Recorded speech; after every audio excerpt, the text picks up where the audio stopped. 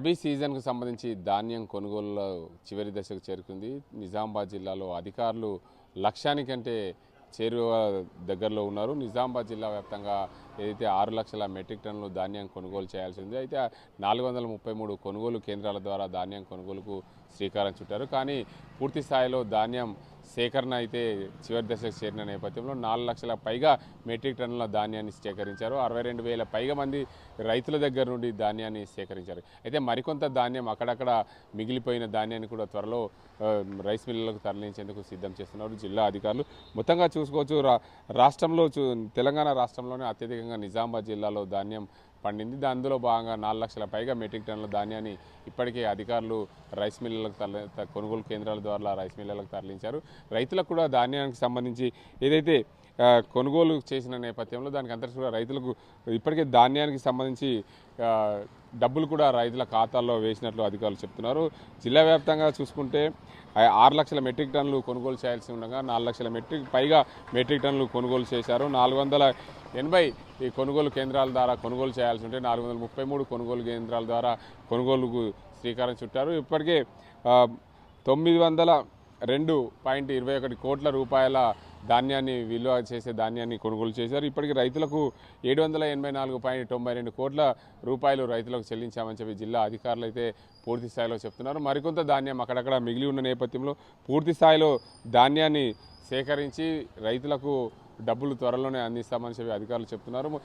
అసలే వర్షాకాలం దగ్గరికి వస్తుంది. వర్షాకాలం వడగళ్ల వానలతో రైతులు పూర్తి స్థాయిలో నష్టపోతున్నారు. అక్కడక్కడ చాలామంది రైతులు నష్టపోయినారు.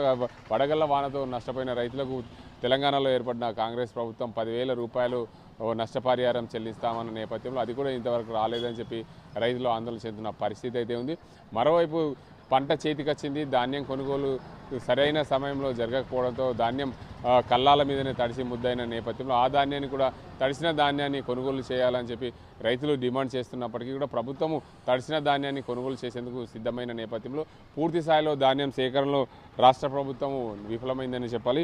ఈ ధాన్యాన్ని పూర్తి స్థాయిలో కొనుగోలు చేసి ఏదైతే అక్కడక్కడ మిగిలిపోయిన ధాన్యాన్ని కొనుగోలు చేసి త్వరలో రైతులకు డబ్బులు చెల్లించాల్సిన అవసరం. ఎందుకంటే వచ్చేది ఖరీఫ్ సీజన్కు సంబంధించి పంటలకు డబ్బులు ఏదైతే పంటలకు పెట్టుబడి పెట్టాలి ఆ డబ్బులు వేస్తేనే రైతులకు పెట్టుబడి అందుతుందనే నేపథ్యంలో రైతులు సిద్ధంగా పంటలు చేసుకుంటున్నారు. ఏదైతే ధాన్యం సేకరణ రైతుల దగ్గర ఉన్న డబ్బులు జమ కాకపోవడం పూర్తిగా రైతులు అయితే ఆందోళన చెందిన పరిస్థితి అయితే ఉంది.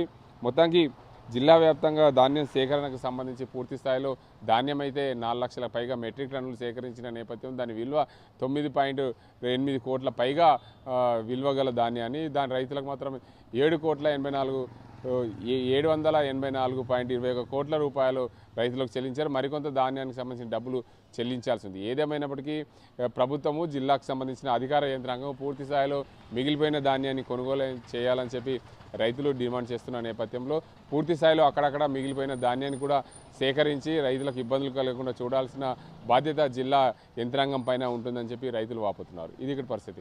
కెమెరా పర్సన్ అజీంతో గంగారెడ్డి, RTV నిజామాబాద్.